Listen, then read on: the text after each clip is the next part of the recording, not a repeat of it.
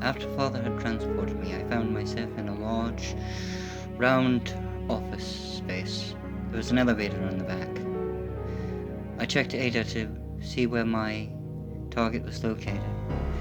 She wasn't too far, so I took the elevator in the back of the room and took it down. It led to a large and more industrial-looking staircase. At the bottom I found a door open leading into what appeared to be like a boiler room. I heard the sound of footsteps, small little pitter-patters, across the metal grating above me. I chased it down until I came to a door. It seemed to be blocked by a fallen locker of some sort.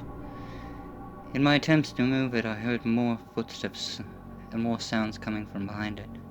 So I stopped to look into the room, and there I saw my target, a small little blonde girl. She looked almost terrified. I reached out to her and said, "Don't worry, I'm here to help." You need help. He's right behind you. A warning on my wrist communicator had gone off, alerting me that an enemy target had appeared behind me. I turned around to see the most grotesque William Birkin. It had looked like he was still fairly early in his stages of his mutation, but a huge bulbous eye had grown off his right shoulder. Oh my. He then proceeded to rip up the walkway that was underneath us, sending us both spilling to the boiler room below. I quickly got to my feet. It appeared that in the fall he had pulled a large chunk of metal off and was using it more as a club. He swung at me. His movements were very slow, very easy to read. This shouldn't prove to be too hard. And I was quite correct. His swings were quite easy to avoid. Mind you, the massive blow would do a serious amount of damage, if he could ever hit anything. It was a slow and uneventful fight. My knife was more than enough to deal with the foe. And after a few well-placed swings to the large bulbous eye that grew out of his shoulders, he retreated, falling over one of the rails. He fell quite a distance, but I was sure that his fall would not kill him. I took a few moments to look around, and then I found a ladder, but it looked as if it needed to be released from the top. So I yelled out, "Sherry, it's all safe now. Can you please let me up?" She walked over to the ledge and looked down at me and asked, "Are you sure?" I said, "Yes, it is quite safe now. Can you please let me up?" She lowered the ladder. I then proceeded to climb up, and at the top I met her. Her first question to me was, "How did you know my name?" My simple answer to her was, "I am part of a strategic task force sent in to retrieve particular survivors. You happen to be on our list of people we have to save. So, in other words, I've come to rescue you, Sherry."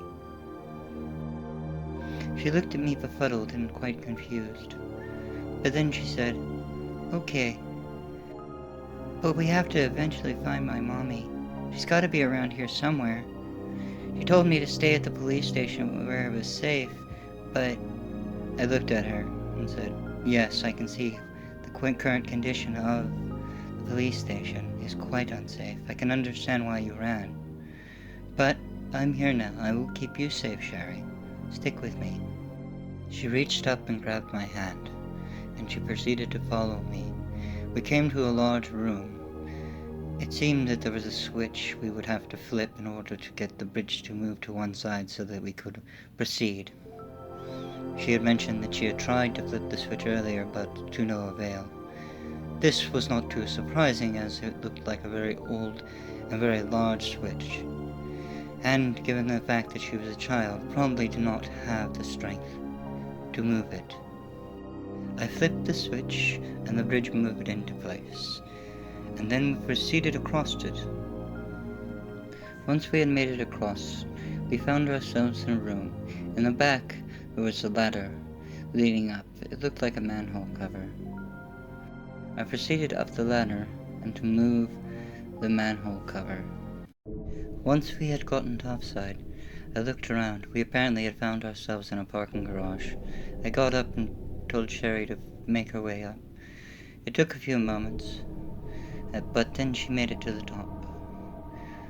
We proceeded to the exit, which seemed to be barred by an electronic lock. This shouldn't be too hard. I know I can hack through this simple card reader. I started to proceed to pull my tools out from my satchel when I heard a voice coming from my right. Sherry? I've been looking everywhere for you, Sherry. Brave little girl to leave your house in the middle of this mess. He was a portly man, his hair grey, short, with a greying mustache. He then proceeded to pull his firearm. On the ground, hands behind your head. I simply laughed at this demand. Do you really think you have the ability to stop me? On the ground, now.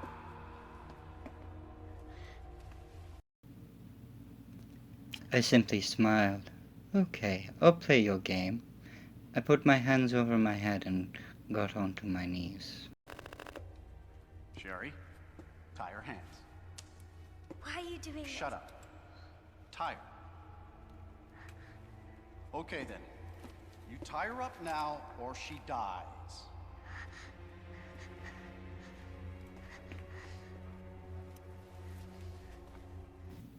After he had had Sherry cuff my hands, I asked him, So, what are you doing here? What is this game you're playing? Child endangerment for starters. Sherry, come here. What are you planning to do with the little girl, old man? None of your fucking business. I swear if you harm her, I will cut out your entrails and spread your bowels all over the place. Sherry, get over here. What's your name? What's your fucking name? My name, you ask?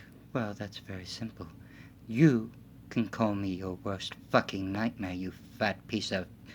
I was very unable to get the sentence out, as he struck me with the butt of his gun.